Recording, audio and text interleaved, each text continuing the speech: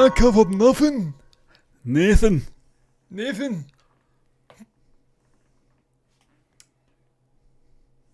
Hello and welcome to this Wednesday's edition of Movie News. It took a long time, John. I was nodding off.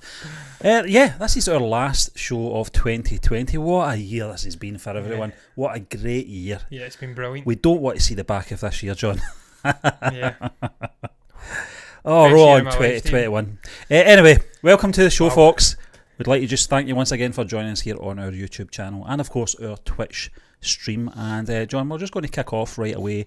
We kind of gibbered on the last time we had a show, probably about 5 minutes before we got actually get into the topic. Yes. But this is going to be nothing wrong with that, Steve. No, it's not. It's definitely not. A little bit of chat and banter. Instead of absence makes a heart grow fond, conversation makes a heart grow fond. But I watched the show last night, covered all the bases, which has left us with the dregs for today. And a swore. Not as long. Accidentally. Yeah.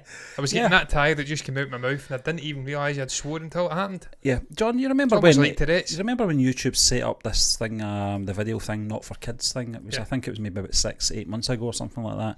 It was this, people weren't happy with it. I'm glad, because it means you can slip out little F words and stuff like that, you know, and talk normal for a change. But James Gunn wants a DC Marvel crossover, and sign me up, according to Corey Chizazola from Cinema Blend. Sign me up. Oh, that was slow, that transition. Yeah. So our thumbnail and this headline might be a little bit misleading, John. Clickbait. Yeah. Much. Listen, we don't do it that often, so give us a break, folks. It's a great thumbnail either, Steve. I like it. Well, the idea of the thumbnail sounds better than the actual Well, I was going topic, to go off John. on a tangent. But I don't really care about James' vision. I want to see a bigger, more grandiose version of what James... Possibly after we've seen the Suicide Squad, we might change our minds about, obviously, King Shark, but Weasel as well. But James Gunn became a household name thanks to his work on Guardians of the Galaxy franchise, where he took a scrappy group of relatively unknown Marvel heroes and made into fan favourites. Moviegoers are eager to see what he's got in store for DC's The Suicide Squad, which the filmmaker has already teased as his biggest and most fun project to date. Building it up, Jim. And when asked about potentially crossing those worlds over, Gunn knew which characters he'd like to see paired on the big screen in his words, and you can see in the graphic, it's from Twitter, at James Gunn. He says King Shark, Rocket, Weasel and Groot. Now, until we see the Suicide Squad, John, I don't really know. I don't know how well that'll work. But King Shark looks amazing though, doesn't he? Yeah, he does. Well, and we'll not even speak about Weasel. Was it the images we were talking about a few weeks ago, and I didn't even notice King Shark in the background. You pointed it out to me. Don't know how I missed him, because he's a very large on life character. What's your views on this, John? Because I know that you put the graphic together for Superman and Thor, and it's something it's a dream for every comic book fan. At the moment, there seems to be a divide. You've got your DC fanboys, you've got your Marvel fanboys. We've always been in the middle, haven't we? We've always been in the middle or in the outskirts. We don't really care. We just want good films about great superheroes. Doesn't matter where it comes from. Yeah. What's your views on this anyway? Steve, that's it. Tribalistic is the world of politics over in the United States, and of course the comics seem to be primarily from the United States, and they're also tribalistic. You've got two sort of camps, and each are fervently in each other's camp, and they can't cross over, and they hate each other. They deal in absolutes. Yeah, absolutes. Only a Sith deals in absolutes. Yeah. You were my brother, Anakin. Yeah. Well, we're all about democracy. Democracy. Yeah. My allegiance is to the Queen, to democracy. No, it wasn't to the Queen, to the Senate. Yeah, to the Republic. To the Republic. Yeah, there you go. It's been a while since I've watched it, but that was some great acting from Gunn. Let's be honest. These stand out of the entire prequel trilogy alongside Ian McDermott. But look, I digress. Tribalistic, very tribalistic. They try to bring each other's movies down, the fan bases, that is, not the directors, the producers, filmmakers, studio execs. Although I'm sure if DC and Warner Brothers could find some nefarious little Simpson plan to bring down the Marvel movies, the Empire, the MCU, then I'm sure they would find a way to do it. It kind of sans what Russia does with the nerve agents and stuff like that. They're not so subtle these days. They're letting the game drop considerably. They're putting it into shoes and stuff like that and getting caught. That's not like the Russia of old when I was a bairn, a pup. That Russia was back in the day. back in the Russia were much better at hiding these nerve agents, but look, where I'm going with that. Steve, I think it's a great idea. I'd love to see it. I'd love to see some camaraderie, some common purpose between these two behemoth comic book institutions. We've seen it. I searched it up when I was doing work for the thumbnail. Terrible thumbnail, incidentally. I had plans, delusions of grandeur over what to do with that thumbnail, and it never really manifested. It's a terrible thumbnail, but look, John, you've seen some of my work. Come on. No, terrible. Stephen, man, my work has been very lazy the last couple of days. It's just the same thumbnail, 3 faces, one in the middle, 2 either side, and a white outline. Horrendously lazy from me. But look, what can you really do with it? I could have put Weasel in there. I could have put Sharkman, whatever the hell he is. Shark Boy. I could have put in Grint and obviously Rocket Raccoon, but I didn't do that. No. I clickbaited it and I put Thor and Superman in there because that's what I want to see. But look, man, I digress. It has been, I've said that 3 times already. We're not even 5 minutes into the show. There has been past collaborations with the comics. I'm pretty sure we've seen these characters popping into each other's universes. So, well, Stan Lee has obviously did some work over at DC as well. So there's a precedent for it.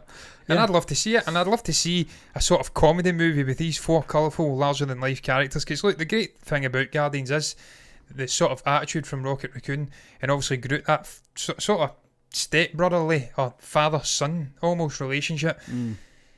But there's also heart to it, and that's what James Gunn he's great at. He puts that layer of comedy on everything. His utilisation of music is amazing, but there's actually soul underneath it. And he did say that's almost like his redemptive arc. He sort of projects it into these characters, and it's almost about him in a way. I'm pretty sure he says that. Yeah. So I'd love to see these 4 characters come together if they could somehow make it work. I think there'd be too much red tape, though. I don't think the studios would play ball with each other. That was the thing I was going to say, John, because how long did it take us to get Spider-Man over to Marvel? Even just for a little shot, as we call it here. It's something. The fact it's James Gunn and he's a connective tissue, and tonally they would probably connect. Tonally, it works. And he's inviting DC. I'm saying tonally it works, John. I've not seen obviously the Suicide Squad, but I can imagine I've got a fair idea what this is going to be like just from what we've seen so far. With it was like a sizzle reel type thing, wasn't it? Just the graphics, the sort of upbeat nature of the larger than life characters we're going to see in the Suicide Squad. It's going to be such a far cry from Suicide Squad. Someone else. Yeah, had potential. Related by interference. David Ayer, yeah. But Leach. Well, no, not Leach. Not Lynch. No. But we can put that one down to Warner Brothers interference. But James Gunn, on the other hand, I'm kind of glad. I'm almost glad that whole Twitter thing came out, because we wouldn't have got this upcoming film happening. DC, Warner Brothers pounced on him being redundant for a little while. I'm glad it's all patched up. The best thing that's come out of this, John, is he's patched it up with Marvel.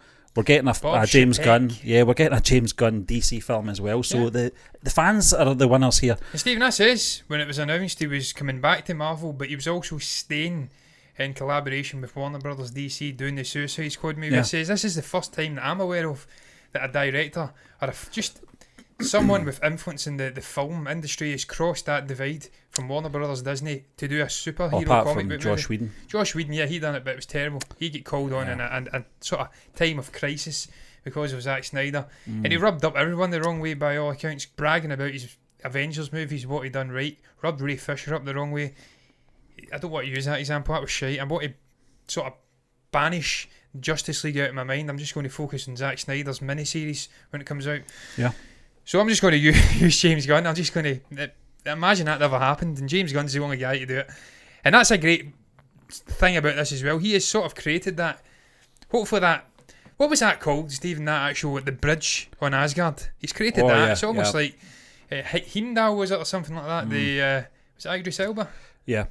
He's almost like that. He's created that connection between DC and Marvel now, and I hope it continues. I hope we see actors, directors moving back and forth. Just staying on Rocket, John. I did read an article. I think it might have been last week, but don't think there was enough meat and bones to it. But it's certainly something we can talk about here. Guardians of the Galaxy Volume 3. Do you think that they will round off Rocket's arc in this? Because there's been these sort of indications, certainly in the second one, Volume 2, where he might have been mistreated, and he's been a sort of, I don't know, a kind of... almost like Wolverine. Yeah, a kind of combination of different things, as if he's been man-made or something like that. And you see it sometimes in his his expressions, you know, and it's something that I really do want them to dig deeper into. I'd love to see that. I think there needs to be a conclusion to that, and I think James Gunn will bring it. It'll not be like Luke's lightsaber, that's for another time or whatever, their story, Maz Kanata, and we never hear it yet again. I'm pretty sure, and I've got a lot of faith in James Gunn rounding Rocket's arc off, because I really do want to see where that goes. Stephen, as I says, it's his personal story. He has a real emotional attachment to these characters. He brought this motley gang of colourful characters to the screen. No one thought it'd be a success, they thought it'd be a joke. He made it work. Sort of collaboration of the music, the colourful characters, the back and forth, the real organic dialogue that flowed out of his brain. And yeah, as you did say, the underlying, as I says, there's laughs and there's superficial stuff going on, comedic levity galore in that movie, but underneath there's real pain in all the characters. Drax, Batista's character, loses his family. Pain. You've got Gamora, the pain of this relationship, dysfunctional relationship with her sister, and obviously her father, stepfather Thanos. And then you've got the pain of Rocket, you've got the pain of Groot being almost an orphan, you've got these sort of Mantis, finally remember their character's name, pain in that character. They've all got pain, and obviously Star-Lord has his mother, losing his mother, and being taken away and being fostered with this alien pirate sort of thing, and they've all got pain, they've all got dark, deep recesses, so it's very human, the story. And the way that they cover these up, they paper the cracks up with jokes and laughter and back and forth, and almost try to gloss over it, that's very human as well. So Stephen, that's why I think it's really underrated, the Guardians mini franchise. That's why I think the Suicide Squad's going to have the same tone to it. I think these are going to be a bunch of misfits with a lot of tragedy behind them. Well, Suicide Squad wasn't it? Yeah. But I think he'll delve deeper into the sort of, as you said, the emotions of the characters, not bogging it down to an extent it turns into some kind of drama or anything like that, but he does it in such a way that it's subtle but you understand it, and that's what I like about his writing, that's what I like about his direction as well. Stephen, final, we can't make it completely clickbait. We have to delve into Superman V4.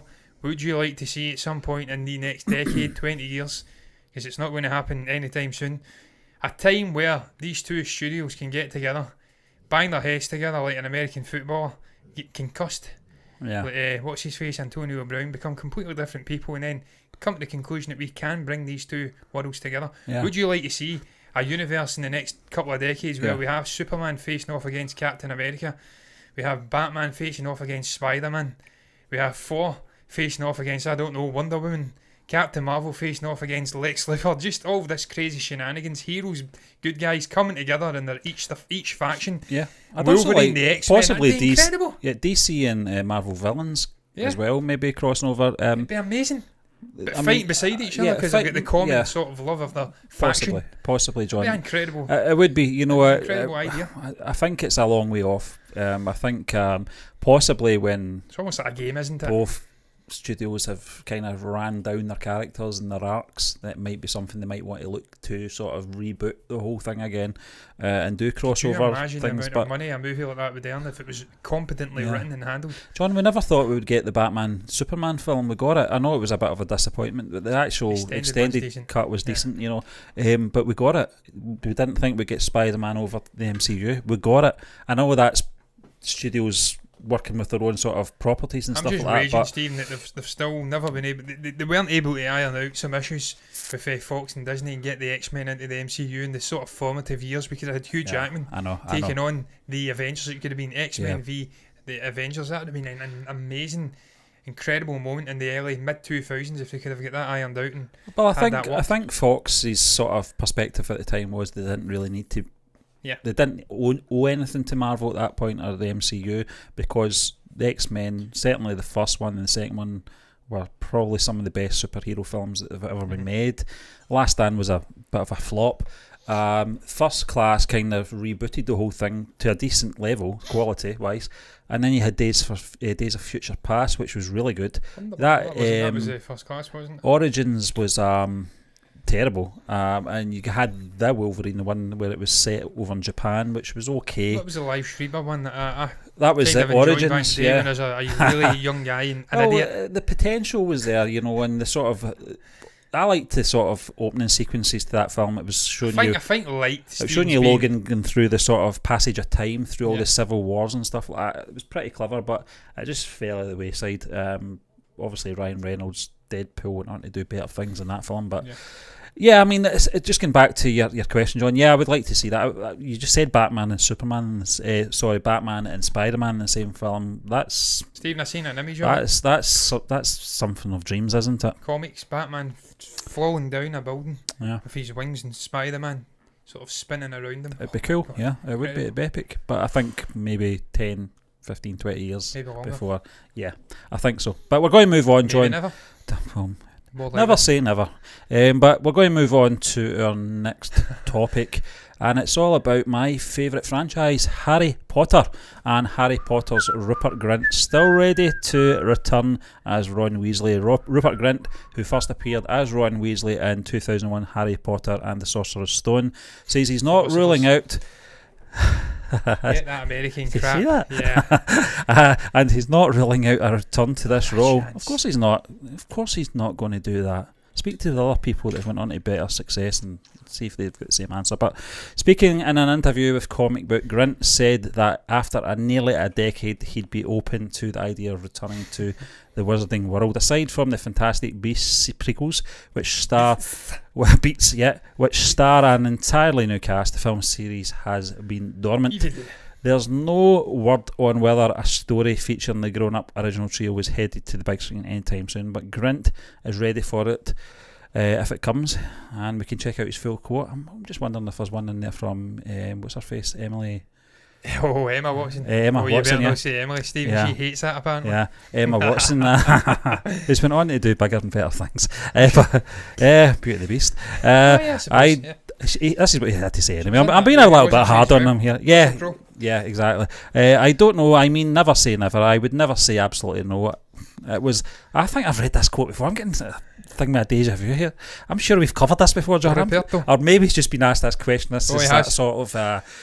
They all have sort of cookie cutter sort of answer he gives. So he says absolutely no. It was a huge part of my life, and I was very fond of that character and the story. So yeah, I mean, I'd be up for it at the right time. I don't know what capacity that would be, but yeah, we'll see.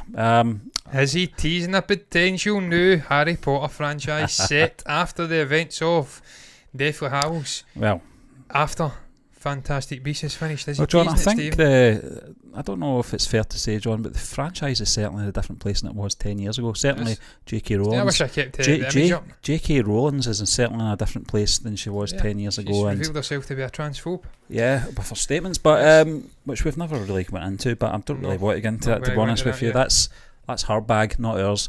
But what's your views, John? Firstly, would you like to see this? And secondly, do you think it's a possibility? Steve, I'd love to see it. I loved the Harry Potter franchise. I know you don't share the same love, but I kind of grew up. It was all the storm when I was younger. I had the games. I've read the books many times. I've watched the movies many times. And I like the characters, so I'd like to see these characters. I can't recall the actual names now. It's been so long, but I think they called it may have been Severus. Was it Severus Potter? Was that Harry's son? I know that he had a son, and Hermione and Ron had, I think, a daughter. I only found out, John, that shows you how far I'm away from this franchise. I didn't know they two hooked up. I was quite shocked at that. A lot of people were shocked at it, Stephen. It was something that a lot of people wanted, and other people didn't want so much. The gingers out there wanted it. Yeah. Give them some hope. I says though, Stephen, I thought Rupert was cool as hell in the middle movies, man. The first movie's a bit gonkish, although very extroverted and bubbly sort of young actor. Fresh face, he got a little bit more shyer and introverted as the years went on, but he was a cool as hell dude, man, in the mid sort of movies. I'd say Order of the Phoenix, round about that era hairdo, Beatles-esque hairdo. And listen, he is a really good actor. I'm going to quickly briefly, same word, I'm doing a certain individual there, and I'm going to quickly go through his filmography, because there was one movie he starred in with Bill Nye that I absolutely love, man. I'm trying to remember where it was. Cherry Bomb. Brilliant movie. Okay. And I know he's went on and done some stage work and stuff like that. He was in a World War II movie about planes as well. I recall he was in it with some Irish actor, curly-haired guy who... I know his face, but I do not know his name. So he has, it may have been Cross of Honour incidentally, it may not have been, but look, he's done a lot of interesting movies, but nothing's really, it was Cross of Honour, nothing's really got to the heights of the Harry Potter franchise. He's never really went on to be a household name in sort of A-list terms in acting, but he's done stage work, and he's a decent actor. He's got in him to do very well. I'm trying to remember this guy's name, I cannot see the chap's name at all, man. And you know what? It doesn't even matter. And look, he's getting to that age now where it may be more natural to do a prequel, or a sequel, sorry, to the events of Harry Potter, because he's, 31 or something like that, 32, he's just a little bit older than me. So he's starting to get to the stage where he could have a child, and we could be getting into that era. So within the next 5 years or so, I could absolutely see J.K. Rowling maybe starting to write the treatments for new movies. I don't think she'll write new books. I think she's been pretty steadfast. She's not going to write new Harry Potter books. So I would like to see it, but only if you can get the likes of Daniel Radcliffe back, and he's doing a little bit better than Rupert just now in terms of acting. He's done Broadway, he's done stage work, but he's been in some really good movies too, likes of Horn and the Swiss Army Man. He's done some cool little movies that have sort of maybe, I don't know, tested his acting range. If you can get Emma Watson back, I know Tom Felton wants to come back. It played Draco Malfoy. He showed interest in coming back. He's a great dude as well. Love that guy, man. He gets some shit on Twitter recently. I don't know what that was about, but he's a good actor. Matthew Lewis, get all the old gang back, man, and make it work. But I think they'd be in trouble because there's a sizable proportion of the fan base not really happy with JK now. Because, and who can blame him? This was a woman who penned a series of novels about characters, people who are different from the vast majority of the population being shunned, and then finding a world where they were accepted for who they were, being different, quirky, and she's doing that shit on Twitter. Yeah. The irony of it all, yeah, it's a bit, from her of all people, it's a bit strange. So I can understand the hatred. As I said, John, it's not a franchise. She was anti-independence as well. It's not really well, that's it as well, yeah. But listen, they've all got their own agendas. But as you know, I'm not really too familiar with the franchise or Fantastic Beasts for that matter. I take it, does she get any involvement in the writing of those films, that franchise? Fantastic Beasts, yeah. She writes. I think she writes the script. Right, okay. Well, that's what I was going to say. She write the script for that stage play as well. It was actually based on the events of her children. Still 5 films there? They've mapped out, and they're not doing any more after that. I don't think they're doing any more steam, so we're 2 in. I'm just thinking of timelines here, because obviously once that's done, then she could have time to start thinking about screenplays for. Well, you'd be looking at least the next 5-6 years until she can even think of starting to do it. So yeah, it's going to be a while. Watch this space. DC and Marvel crossovers, now Harry Potter's return. It's all speculation, John, but we're going to move on to our final topic. It's a very short show tonight, and this is how bad it's got. We're talking about fan art, but I like fan art, John. Let's get that straight. I do like fan art, and this is all about this is on Screen Rant, by the way. It's what Chris Evans would look like as live action Buzz Lightyear. I hate this. Oh dear. Right, okay. We might as well bring up the graphic, John. Woo! There's nothing wrong with the fan art. That's a great image. Infinity and beyond. That's a great image, but the idea of this is a bit crazy, because they would have to get someone to look very Woody look like as well if they were going down this road. Not necessarily, Stephen, because from the way I've been reading, this is based on the actual Buzz Lightyear character. This is based on the actual soldier sort of. Yeah, but whatever he is, and what the toy was based off of. So this, right off the bat, this is ridiculous. It wouldn't look like this. That's what I'm saying, John. Yeah. If they were going down the road of the image and having Chris Evans play a live action version of the toy, and it was looking like this, they would have to create the whole world to look like that. And I don't know how you could make someone look like Woody. No. That long head and the big round eyes. But John, you're right. It's got nothing to do with that. But it's a great piece of art. As you can't deny that. What a fall that would be for Chris Evans. He plays Captain America, Steve Rogers. To the Space Ranger. I don't hate it. I admitted to you, I don't actually hate it. I quite like the artwork. It's not a movie I want to see. No. In fact, it's not a movie I'm going to get, because it's animated, and I'm hoping they don't go down this route where it's actual lightness of a toy. I'm hoping the toy's been heavily modified. It's been made bigger and bulkier just for a kid to play with. I think so, John. I think it's going to be such a far cry from the Toy Story version that we see. But I'll read this little bit of. There's a couple of little bits of. And incidentally, Steve, there was people getting off their heads about this, him getting recast, and it's not been Tim Allen. But they didn't realise it's a different character. It's not the actual toy. Well, that was the thing. When it did come out, maybe about a month ago, I think it was, maybe not as long as that, maybe 3 weeks ago, I kind of danced around it. I wasn't sure if we wanted to really talk about it, because I didn't really know too much about it because it only broke. But a new piece of Toy Story fan art imagines what Chris Evans would look like if he were cast in a live-action Buzz Lightyear movie. Buzz has become one of the most recognisable Disney/Pixar characters ever since he first appeared in John Lasseter's Toy Story. Holy the character he doesn't get the idea. has since appeared in 3 Toy Story sequels, his own TV show called Buzz Lightyear of Star Command, and several children's books and video games. Disney Investor Day was bigger than fans ever could imagine, with Disney announcing 61 new movies and TV shows. The studio announced several new Star Wars and Marvel TV shows and films, but fans also found out that the studio wasn't finished with the Toy Story franchise just yet. At the event, Pixar announced that Buzz Lightyear was getting a solo film called Lightyear, with Chris Evans voicing the titular character. The movie will be about the real-life astronaut Buzz is based on, which is why Tim Allen isn't returning as the character. Very little is known about Lightyear since it was just recently announced, but fan art has starting to hit the internet.